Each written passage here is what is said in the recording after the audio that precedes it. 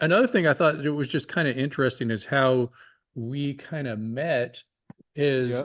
I used to teach classes around, I think it was around 2008, 9, 10, or I guess mostly probably 2009, I think. And there Hmm. was a big feed-in tariff in Ontario, Canada. Yep. And I was teaching classes for Ontario Solar Academy, and they had the URL for solaracademy.com. And every once in a while, I don't know, I just enter that into the URL, and I saw somebody else was doing something with it. And so I sent an email, and here we Yep. are.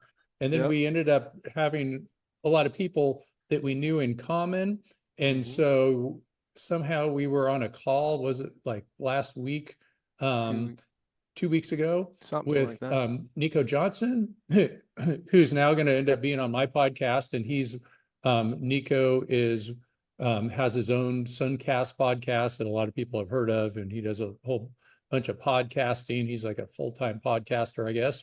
Hmm. And then also Brian Hayden from Heat Spring was on the call, so you already knew them, Yep.